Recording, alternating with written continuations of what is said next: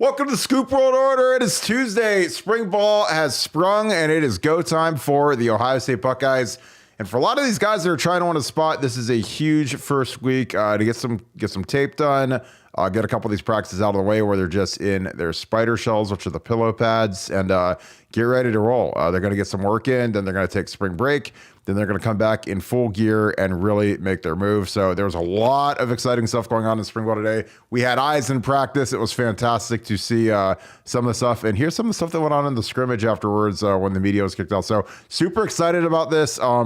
Big time stuff to talk about today. So as always, we appreciate you guys. Thank you guys for joining us tonight. As always, we are going crazy on the site. It has been nuts. It has been awesome. A lot of recruiting stuff is breaking today. The youngest offensive line offer in Ohio State history went out today, which is crazy. A freshman from Avon received that. There's some big news, position changes, number changes, tons of stuff to get into. So if you guys enjoy this content, please leave us a like. Click subscribe, or click the little alert bell so you guys get notified of when we go live, and let's get cranked up. That being said, going to bring in my good friend Nevada. Buck, Nevada, how are you?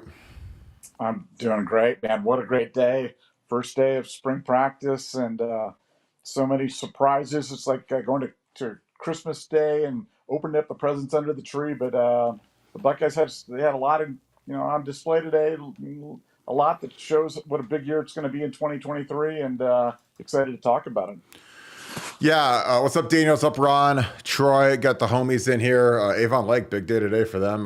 New starting tackle for Ohio State in a few years, a 2026 offer went out. Yeah, I agree. I think that, anytime there's a big quarterback battle that isn't a surefire thing, like the Kyle McCord, Devin Brown tilt right now. Devin Brown now rocking at number 33, which is really cool. I think that anytime you can get a number that's been sold in the past, like James Laurinaitis' jersey, and you can wear it, people can just dust off their stuff from the closet and go wear it to the games to rep Devin Brown for the spring game and maybe into the season. But Nevada, after day one, both quarterbacks split reps with the ones and twos. Obviously both had good moments. But Ryan Day said something that was very peculiar. And it's almost like he's been reading BuckeyesScoop.com to get some insight on how to be even more dangerous in offense. But talk a little bit about what Ryan Day said today at the press conference.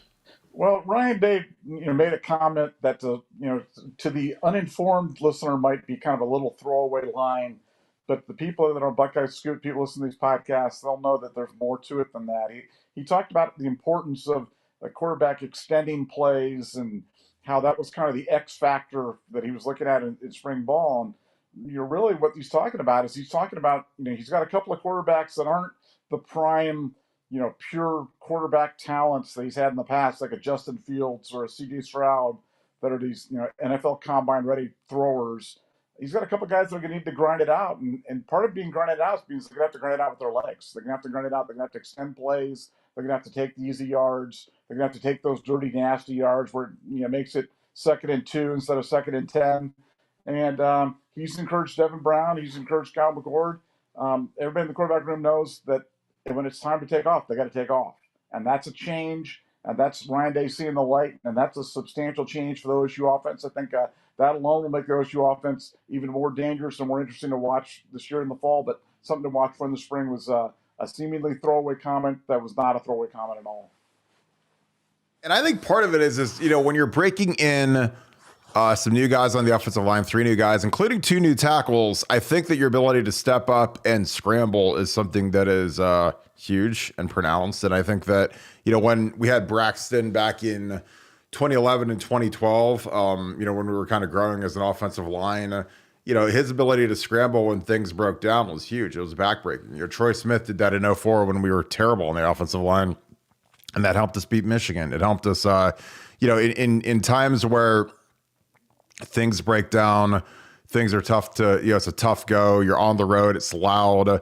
Pass rush is going crazy on the other side. Like being able to step up and scramble is just an absolute backbreaker. And again, we see Pat Mahomes do it. We see Josh Allen do it. We see a lot of these modern quarterbacks that are really, really problems to deal with. Honestly, for C.J. Stroud, I think obviously the Michigan game was extremely costly, but you look at Caleb Williams' rushing ability and his rushing statistics versus C.J.'s. That's what won him the Heisman, because he had a loss as well, but they gave him the award because his stats are that much more pronounced. So I think it's something that I'm excited. I feel like, once some of these quarterbacks reach a certain level with Ryan Day, he kind of puts them in bubble wrap so that they don't ever get hurt and they make it to the league and they're pristine and they're not beat up. But when guys haven't done anything like Kyle McCord and Devin Brown, you got to let them go run. You got to go let them take some shots. I mean, Jim Tressel used to make those guys live during scrimmages, so those guys actually would get hit. If an offensive line blew a protection or didn't get it done in the pass rush. So I'm not saying that Ryan's going to do that, but I don't think it would ever hurt to make those guys live and see what some real bullets look like sometimes, because it never hurt. I mean, nobody ever got hurt during the spring with Tress because they got hit in a scrimmage. And Justin Zwick and Troy Smith were both live my freshman year camp, the next year camp. So it was just one of those things where I think that it adds a lot of pressure to the offensive line because they know that there's no, the guy's not getting tagged anymore. He's actually getting hit if you blow an assignment or if you can't hold up in pass protection. So, I'm for those guys being live. Nevada, on the offensive line, something that didn't really surprise me that I've been hearing is that Josh Fryer would get the first turn at left tackle. He's a veteran kid. He's a kid that 2 years ago went into preseason camp as the starting left guard, and then, and I know Greg Studoir really liked him, and there's a really good shot that he was going to start at guard a couple years ago. And then that's when they did the musical chairs and they moved there. Munford to left guard, Nick Petit to left tackle, DeJuan to right tackle. But that first day of camp, it was Josh Fryer running at left guard with next to Thayer and DeJuan and Paris Nick Petit at right with Paris at right guard. So obviously, you can't keep DeJuan off the field, so they had to kind of switch it up. But your thoughts initially on Josh Fryer playing left tackle the first day with the first team? A little bit of a surprise to me, but when you look at he's your most experienced player, and it makes sense to have your most experienced tackle be out there on the left side. He was going to be starting, whether it be right tackle or left tackle, but it was a little bit of a surprise. But he's a terrific player. I mean, he stepped in last year, stepped into right tackle, played for DeJuan. We didn't miss a beat. He's been terrific every time he's been on the field. I think he's been a difference maker, and really, it's about finding your best five. And right now, he's definitely part of your best five. So whether he's at the right side or ultimately or when he's at the left side, it doesn't really matter. But Josh is a terrific player, and excited to see what he can do. Now excited to talk about that right tackle, spot where you've got a number of guys vying for it. It could be Mikowski, it could be Tegra. I mean, I like George Fitzpatrick. I think he's a terrific player. You've got Carson Hinsman at center there with Jacob James. I mean, look, you got battles up and down the offensive line. I don't think this is the last, 5-person grouping that we're going to see. We still don't know where Enoch fits in all this. And I think there's going to be a lot of switching and changing. But for the first day, Josh got that start at left tackle, and that was really good to see and well-deserved. Yeah, I think that, something, with Justin Fry, and he's a really smart guy, and he knows how to, not take care of his older guys, but, Josh Fryer is more veteran than Zen Mikulski is. And, he's been around the block. He came back pretty quick from an ACL that he tore against Michigan a year and a half ago. Played last year, played well. He was the number 41, the extra tight end. And, the conversation usually goes, hey, you're our oldest guy. You're our best athlete at tackle. Do you want to play left? You've played right traditionally, but do you think you can handle the footwork at left? And I'm sure Josh Fryer jumped at the opportunity. I mean, I was in 06, I got asked if I wanted to play left tackle. And I was like, well, I could, but, Booney played left tackle at St. Ed's, and I played right tackle for 3 years or 2 years already. So I was fine staying on the right side. I liked playing next to TJ Downing. But, usually they'll ask like your best tackle, your veteran tackle, if he wants to play left. And, I didn't mind Alex just because he had already been, playing left tackle predominantly through high school for him to stay over there. It didn't matter to me. I didn't, I'm not like one of those guys who's obsessed and has to play left tackle or right tackle. I mean, I actually preferred playing right tackle because I'm right-handed. So it was just naturally easier for me. And I liked it. Like, I have no regrets playing right tackle.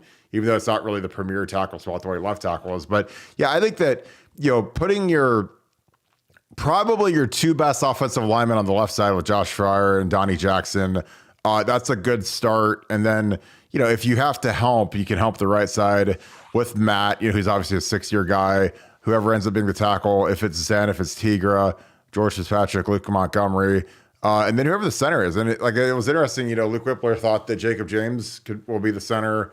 Jacob was the backup center last year. He's dinged up, but he was going through drills, which is, it's one of those things where you can tell that guy is not going to go down without a fight. It's hard. I'm sure he's dying right now that Carson Hensman, who's a true sophomore, or excuse me, is a redshirt freshman, is in that starting center role for now while Jacob is healing. But Jacob is, he just watched Paris and Luke Whippler go pro, and they're the same age, and he hasn't played at all. So there's a part of you deep down where it's like, well, I should be starting because I'm in their class, and the only reason I didn't play is because Luke Whippler is going to be a first, probably a second or third round pick, is going pro. So it'll be really interesting to see if he can get any work done, because again, I think Ryan Day kind of prematurely declared a bunch of guys out that weren't really out. Mitchell Melton was out there running around today after he, had that catastrophic knee injury in the spring game last year. And then Jacob was out there running around because, again, when you're a guy who hasn't started and you don't really have any clout, you have to go out there and injured. If he's like Marvin Harrison or a guy that is rock solid and started last year, he's not doing anything this spring. But when you're a guy that is fighting for a spot, you don't have a choice. You got to get out there and strap it up, even if you're hurt, even if you're injured, and go try to win a spot. Because the worst thing you can do is sit out spring and Carson Hensman shows up and dominates, or he plays really well, or he plays really smooth, and then you're behind the 8 ball once camp starts. So kudos to Jacob James for gutting it out and get ready to roll this spring. We have a super chat. D. Sonny, I appreciate you, my man. Why would they make Day give up play calling? Who in the building would know what's best for football and wins more than Ryan Day? Nevada, you get to take this one because you know the answer to this. Well, I think the answer to that is, Gene Smith is the one who's telling him to do it, and I think they're really just trying to get Ryan to take a more global view. And if you look across the football world, this has been asked of a lot of different head coaches, where a lot of head coaches have traditionally been involved in play calling, or been play callers, or been offensive coordinators, and they've been asked to give it up and kind of take a step back and be more of a CEO of the entire organization, not just the offense and not just the offense. Because when you're calling plays, that is to the detriment of everything else to do during game. Calling plays is a full-time gig. And so for Ryan to try to be head coach, remember, he's got to be coaching the defense too, and coaching special teams, and also coaching the offense. Maybe if Ryan Day's taking a more CEO role, maybe we don't blow those 2 special teams calls last year. And I think that's the thinking of the OSU higher ups. It hasn't been, they haven't really had head coaches that have been the play callers like Ryan Day does. And they also, you've got the elephant in the room is, if you don't give Brian Hartline real offensive coordinator responsibilities, you're going to lose him. So it's kind of a preemptive move to keep Hartline happy and on a trajectory that they want, and inside the OSU family, and also give Ryan a chance to step back and be a little bit more of a CEO. So accomplishes both goals at the same time. Yeah, I agree. You look at Kirby Smart, he doesn't call the defense. Nick Saban doesn't call the defense. Dabo doesn't call the offense. Eventually you have to give it up and let your guys do the thing. Like Urban Meyer didn't call the offense. Jim Tressel did not call the offense. So, you can have input, but you have to empower your people. And, there's part of you, something Urban Meyer was really proud of was his coaching tree. And the only way that these guys can develop and potentially be head coaches is they have to assume more responsibility. They have to become play callers. I literally said to Brian Hartline last year during the summer when I was talking to him, I said, look, you have to become a play caller. You have to start calling plays. Lincoln Riley does it. That's how he became Lincoln Riley. He's a really good play caller. That's how Ryan Day became Ryan Day. He's a really good play caller. But, as you grow as a head coach, you got to let it go, because it is just, it's kind of like if you're running a company and you want to be the CEO, the CFO, and the COO by yourself, when in reality, you probably need 3 really good people and 1 for each role. So that's, I think it's really smart by Ryan. I think it'll be really good for Brian Hartline. I think Brian, it'll be interesting to see how well he knows the running game, how well he mixes it, or does he just lean on throwing it and chucking and ducking it up and down the field. That's going to be one of the more fascinating things to me, is how is he a guy that sticks with the running game? Does he understand the value of the running game, or is it straight, chuck it downfield all the time because he has, he's got a bunch of wide receivers that look at him every day in meetings and say, Coach, I need my touches. Coach, I need this. Coach, let's run this route. And does he succumb to that? So that'll be super interesting. This is a good one. So Nevada, Devin Brown's rocking 33 right now. Do you think that sticks? And what do you think of it? Well, I like seeing numbers that are like non-traditional quarterback numbers at that position. It seems old school to me. I love it. Devin Brown's kind of an old school kind of kid. I like that. I mean, I'd love to see somebody go out there and wear 71 or something like that, or whatever you can do. But yeah, no, 33. I think they've got some rules regarding what numbers you can wear at the quarterback position. But that's about as good a number as I can think. And like you said, great player. James Laurinaitis wore that jersey. That's good enough for me. It'll certainly give me fond memories of that, and I like it a lot. Too, I think it shows some personality. It shows a little bit of flair. He's not wearing number one. It's interesting because there's some numbers that are going to have to change, like Sonny Styles and Davidson Igbenison they're both in the same number 20 right now, which is interesting. Nobody's been issued number one, and I know that. Somebody on that team's going to wear number one. Obviously, someone's going to wear the block O too. But, that number one is the one that everybody wants. So it'll be interesting to see who gets issued number one. It'll probably be somebody after spring ball or maybe after conditioning because that's the number that, all the skill guys want is number one. So that'll be really interesting to see how that shakes out. We're going to continue taking these questions, appreciate these questions, but we're going to talk a little bit about a kid named Maxwell Riley, Avon Lake. I saw an Avon Lake in the chat. Appreciate you guys. Was offered by Justin Fry today. He is a 2026. So he is literally a freshman in high school. So he skipped school today to come down and watch Ohio State, and he landed an offer, which is amazing. To be a freshman in high school and to get offered by the Ohio State University as an offensive lineman, I believe it's the earliest offer that we've ever had. I've never seen a freshman offensive lineman get offered. Played varsity as a true freshman, or as a true freshman in high school. There's only freshmen. There's a redshirt freshman, but it was really interesting. So we're going to toss his film on real quick and we'll keep taking your questions. But you get a load of this kid. I mean, he's a big old moose. About 6'5", 265. But, here he just absolutely kills this guy. So again, I love, this guy, and again, he's playing at Avon. This is Mike DeAndrea's high school. Gets his hands inside, kills, pancakes this guy, which, I mean, this is great. I mean, this kid's obviously advanced strength-wise to toss a guy on varsity like that. And again, he's got a long way to go in terms of how much bigger he's going to be. Like I say, he's 265. Next year at this time, he'll probably be 295. Next year, this kid will be 310 by the time he gets to Ohio State, I guess. Super lean, big, lanky kid. Nothing but upside. Trains at Mike DeAndrea's gym, T3 Performance up in Cleveland. Shout out Mike D, who was my teammate at Ohio State. A really heralded kid when he came out of Avon Lake. But Nevada, what do you see in young Maxwell Riley so far that you like and would make Justin Fry make him the youngest offer in the history of Ohio State football?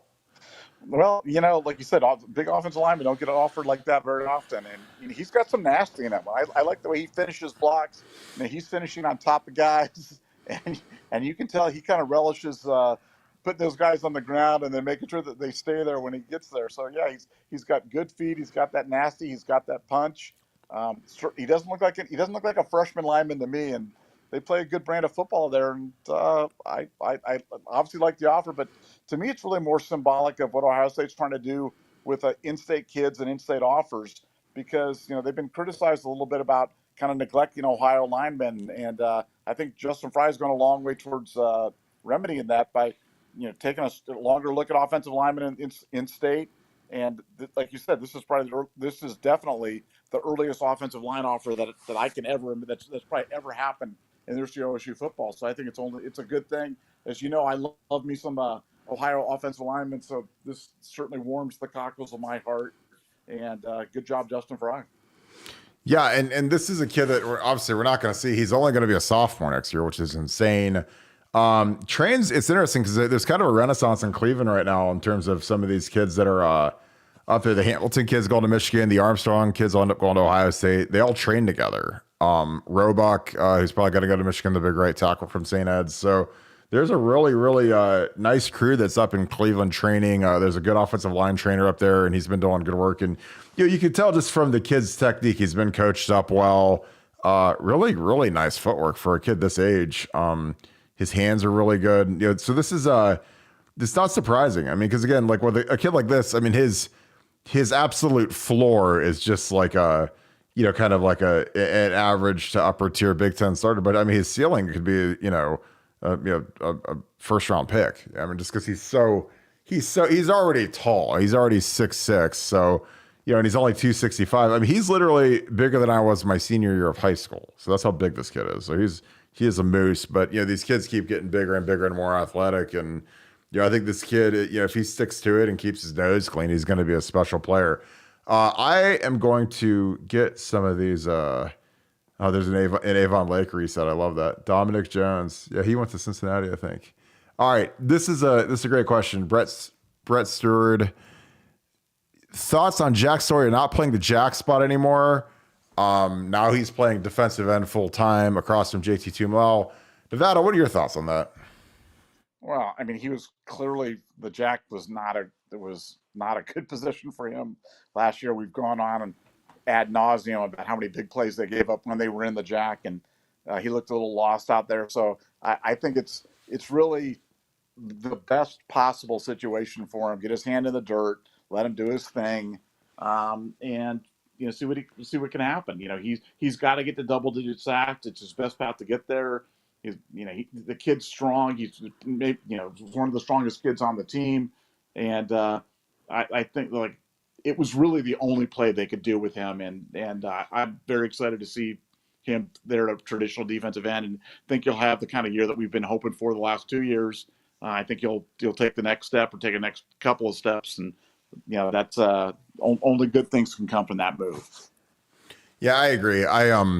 And brass tacks, my bad. He did go to Minnesota. I was thinking of Alex Daniels, who ended up at Cincinnati, I believe. I agree. I think that the hardest part about the jack is, those guys are all really excited about it because they saw how it was utilized at Oklahoma State. And Oklahoma State ran it, 50, 60% of the time.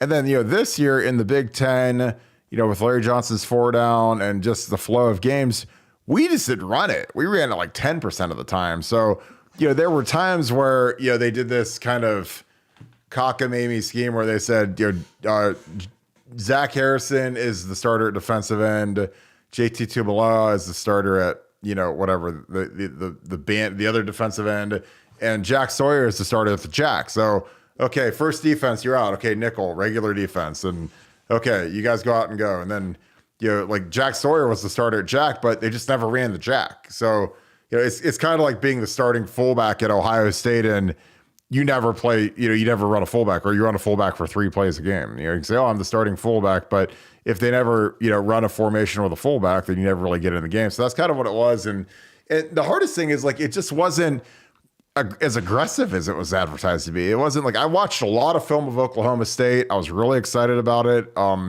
I loved a lot of some of the aggressive downhill run blitzing stuff, and some of the pass rush stuff that they did at Oklahoma State was really good with it. It was really difficult to block, but we ran it on rundowns, and it just didn't work. We didn't fit it right, and I think the biggest part is it's Jim Knowles' fault because we didn't run it enough. So like when you run something and you barely run it in a game, and then you break it out, and guys are standing around all game and they don't get enough reps at it, like.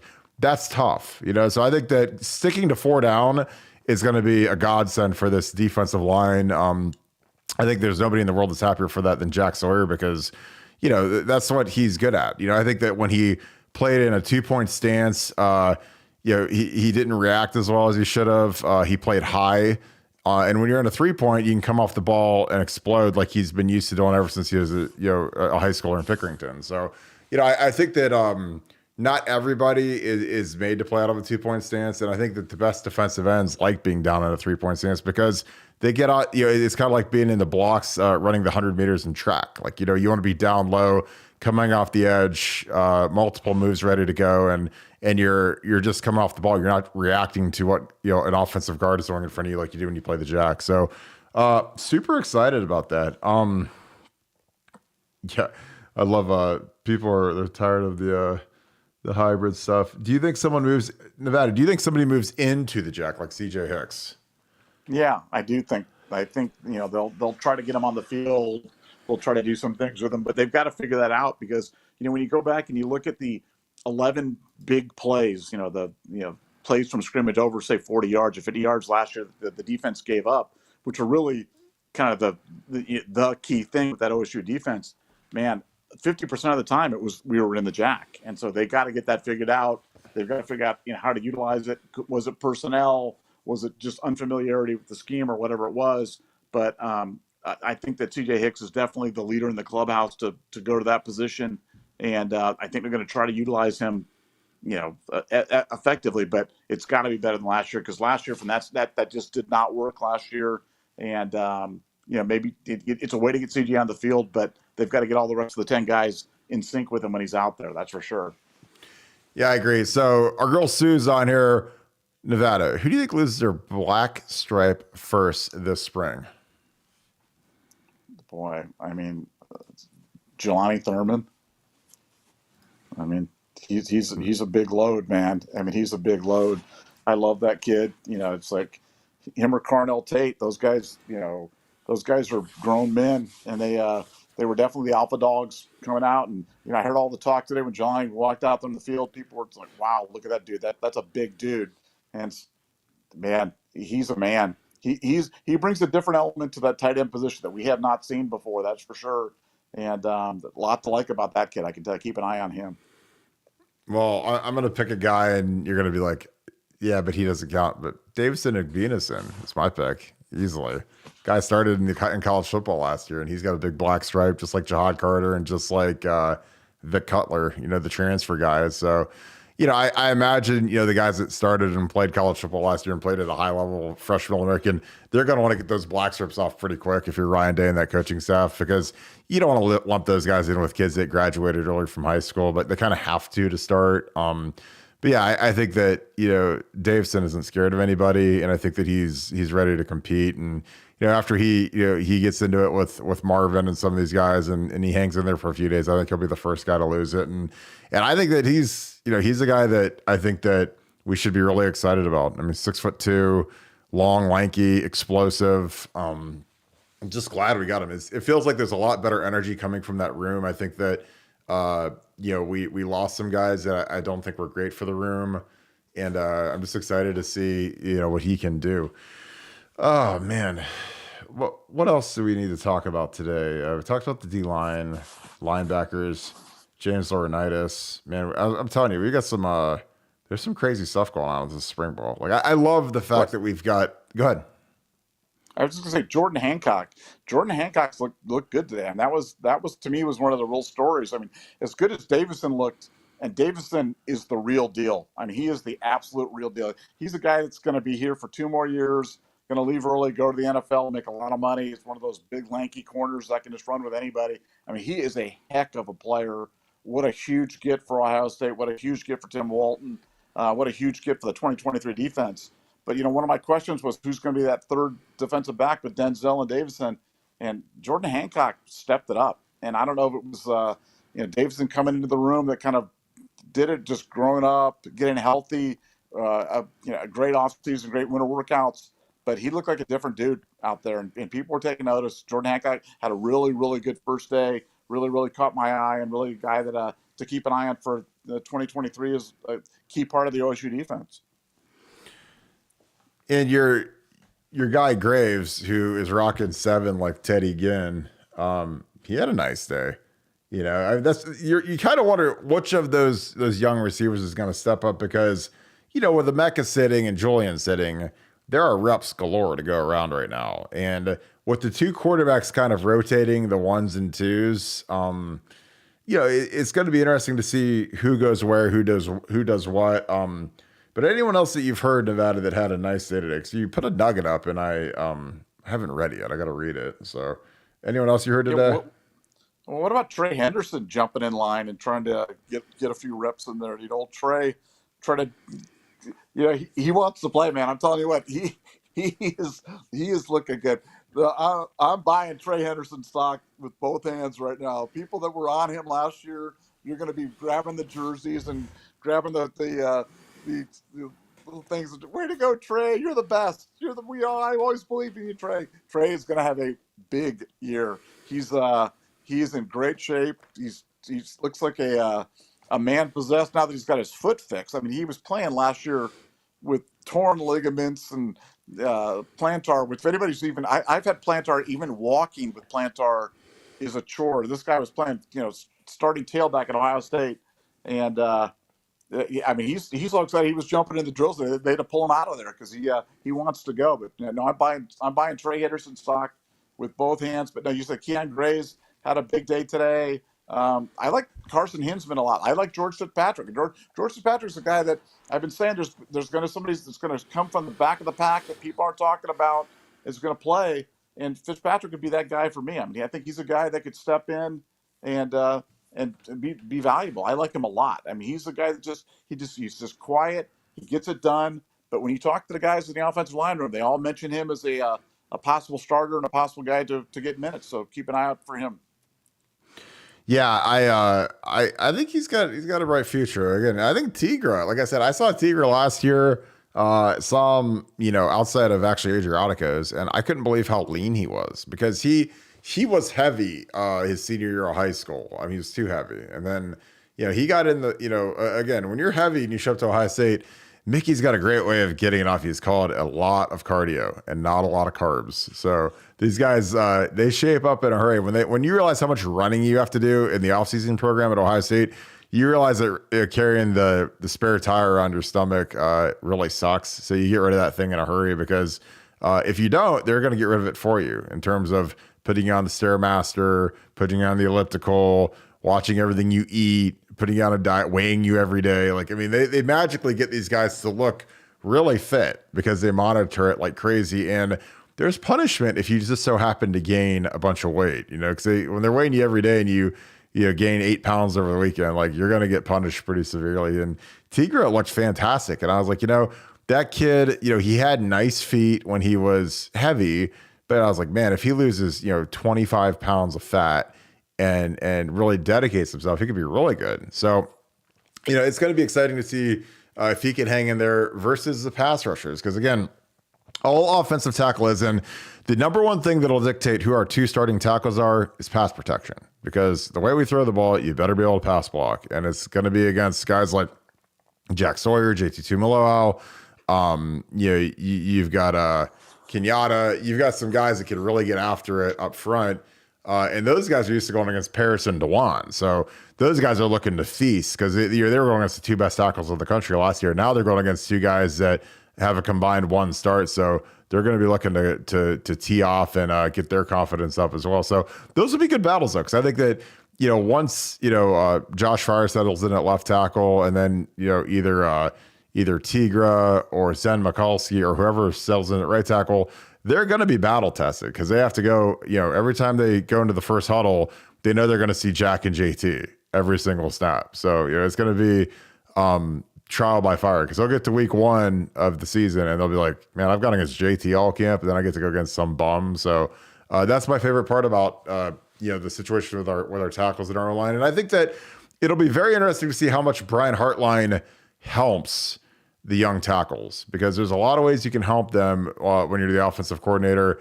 And I would use all of them, until these guys prove that they can be put out on an island, help them out. It doesn't have to be hard. That's the thing is there's a lot of ways to, if a guy is just a C+ pass protector instead of an A+, like Paris and Dewan were, you got to help them out a little bit. So, and with young tackles, if you don't help them out, then you're an idiot.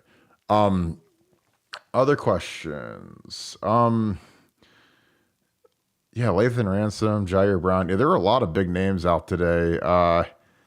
Scuttlebutt coming out of the Woody on the QBs. Nevada, you want to take that one? I think it's over, but you can go ahead and go. Yeah, no, I mean, look, I think Kyle McCord had a big offseason. He had a big offseason. He had a big winner. I think he's a guy 2 years in the system as opposed to 1 year is just an exponential advantage. Chemistry with Marvin Harrison, extra advantage. So I think he's clearly the leader in the clubhouse. But you're one play away if you're Devin Brown from being the starter. You're one bad series, you're one bad injury, you're one bad whatever. So I think they're going to have to keep those guys both live and fully engaged going into the fall. But money's on Kyle McCord to do it. I think you're going to see a lighter Kyle McCord. He's dropped some weight. He's going to be a little bit more mobile out there, a little bit more nimble. See him running around, and we'll see what he can do. And look, the great thing about the quarterback position is if you can't get it done, they're not gonna have a long leash with you. They're gonna pull you really quick and put the other guy in there. So this is all subject to change. But if I'm betting right now, I'm betting on Kyle McCord. But Ryan Day better have him ready. But the offense is going to look different. It's not going to be as pretty as in years gone by. I think yards are going to be a little bit harder to come by.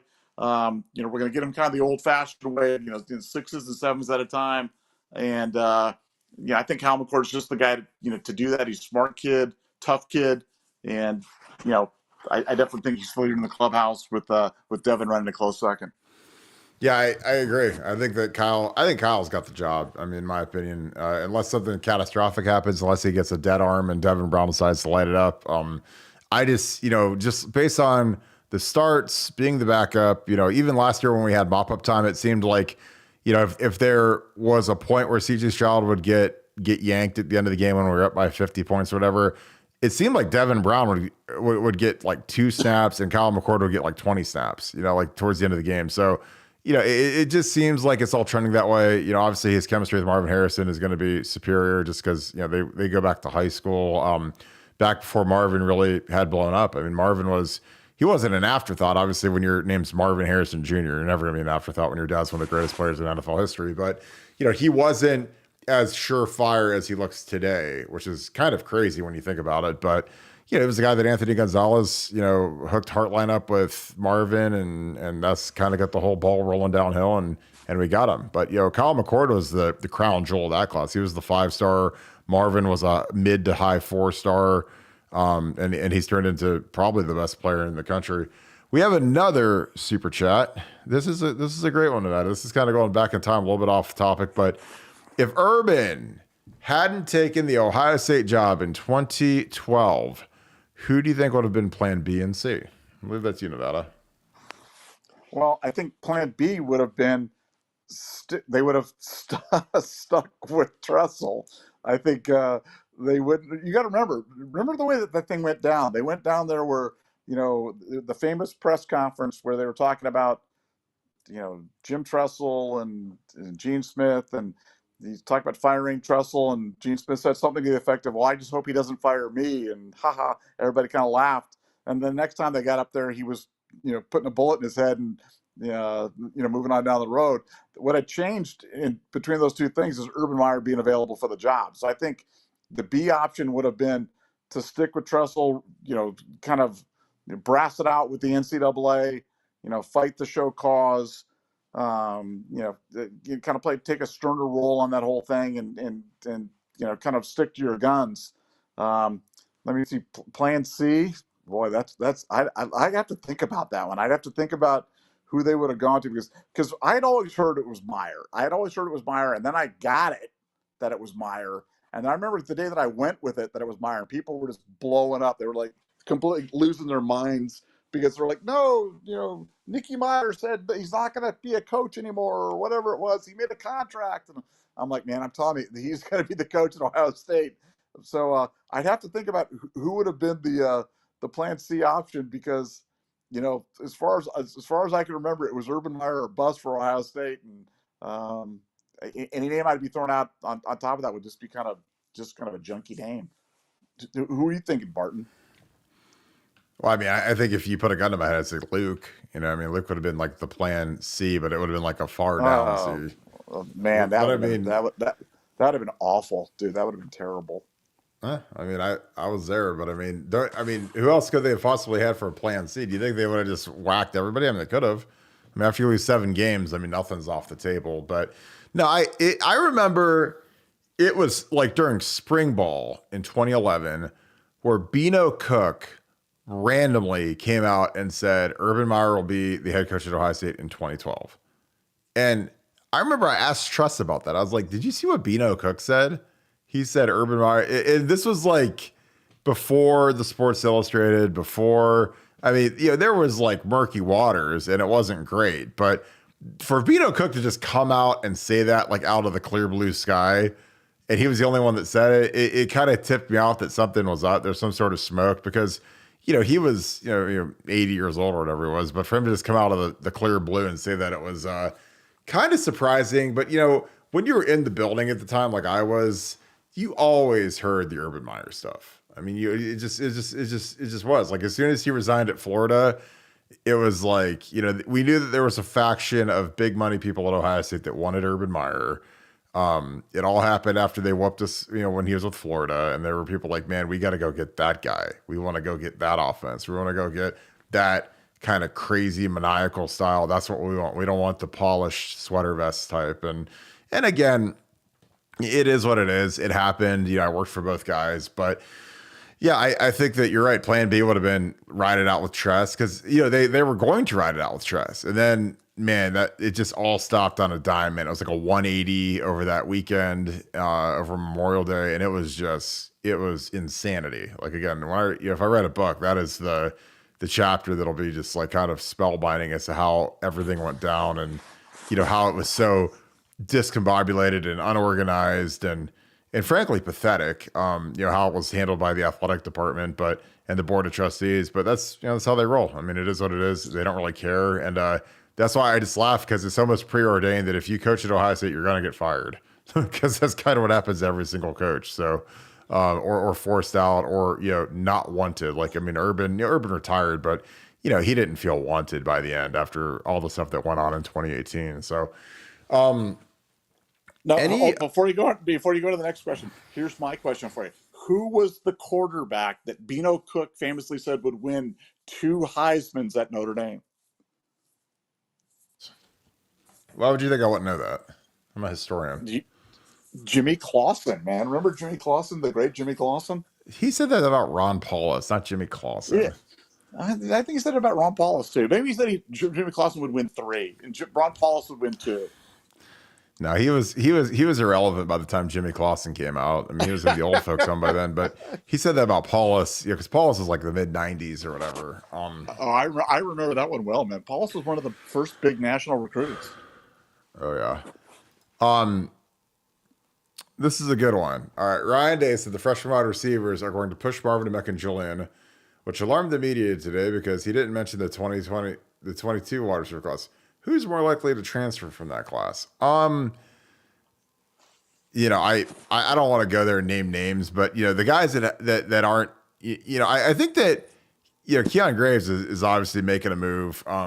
Again, sometimes you can read the tea leaves on who the coaches like and who is ascending, and sometimes it's something as simple as the fact that Keon went to number 7.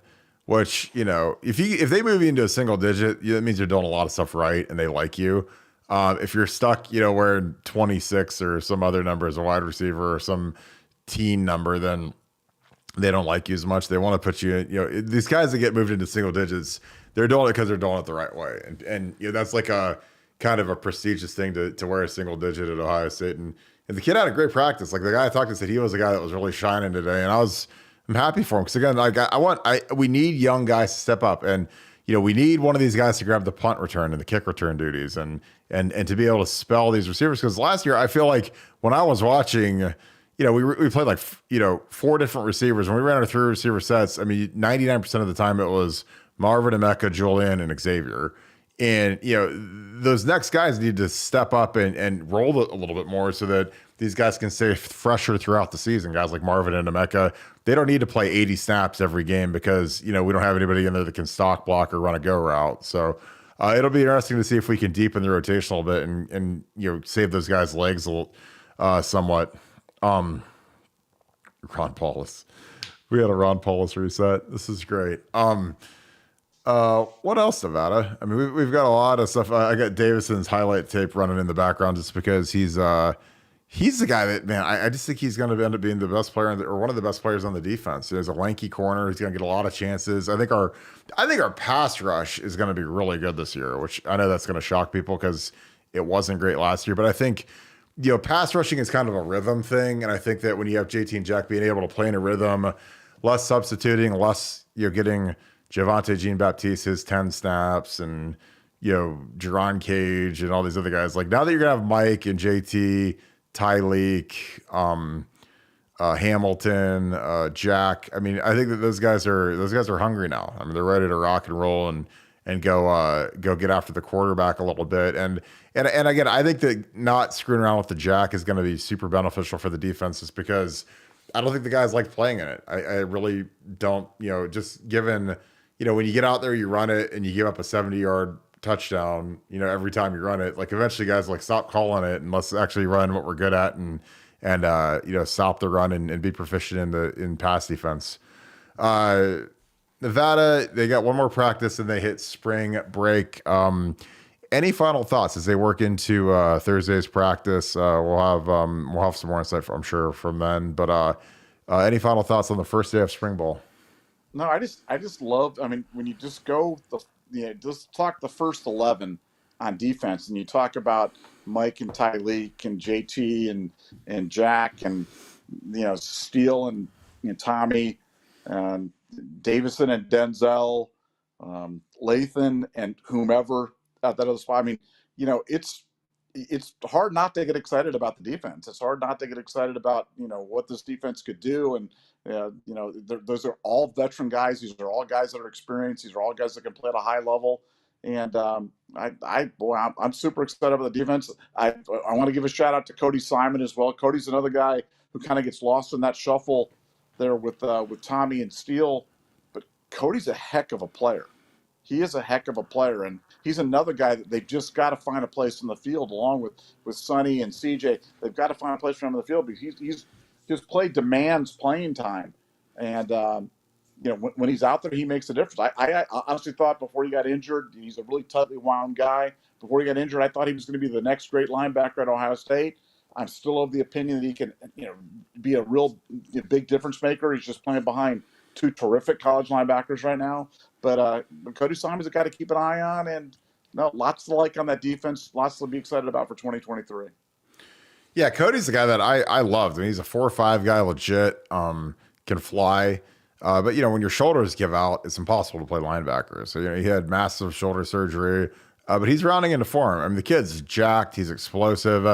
A great kid. So, I mean, he's got kind of everything you'd want in attributes for a great Ohio State linebacker. But, we run a 2 linebacker defense. Tommy and Steele are locked in as the starters. But, again, in college football, the season keeps getting longer and you need backups. You need to rotate guys. You need to have guys ready to go in case somebody gets nicked or hurt or goes down. I mean, Tommy was unbelievable last year, but he broke both of his thumbs. So if he breaks something else, you gotta have number 3 and 4 ready to go. I think Sonny Styles is a guy, if you look at the overall athleticism of the defense and you subtract Teron Vincent, Jerron Cage, Javonte Jean-Baptiste, and you put in some of these new guys, Tanner McAllister, you sub in Sonny Styles, like I think that we're going to be a more athletic defense. I really do. And I think that, I think we're going to be more star-bound, when you've got guys like Sonny, getting more reps and playing 50 snaps a game instead of playing 10 snaps a game. So I think some of those guys, as nice as they were, it's going to be addition by subtraction to get some of these younger guys in that are frankly more talented and they're more athletic. So I'm really excited to see what the defense can do. So I'm going to wrap this thing. Again, we appreciate you guys. A fantastic show tonight. Again, thank you for the great questions. Thank you guys for tuning in. As always, we're bringing it on the scoop. The scoop is going nuts. Bill Green had a huge recruiting update yesterday. He's going to get some more stuff this weekend. Really, really excited to see what goes on with the spring practice, with the quarterback derby. I think Kyle McCord's got it in the bag, but that's just me. I've heard great things about him. I've heard he's had a great offseason, so I'm really excited to see what he can do. I love Devin Brown's athleticism, though, so I don't think he's going to go down without a fight. With that being said, as always, shout out where you're from in the comments. And as you watch this, give us a like, click subscribe, and also click the alert bell. Appreciate you guys, as always. Thank you guys for tuning in. BuckeyeScoop.com. We are growing like crazy. The board is incredibly active as it's ever been, and the information is flowing. So we appreciate you guys. Thank you so much for joining us. Thank you so much, Buckeye Nation. Thank you, Scoop family. We are going to talk to you tomorrow. Spring ball is here. Football is here. We're going to be kicking off before you know it. So get on BuckeyesScoop.com and let's go. Have a good one. Go Bucks.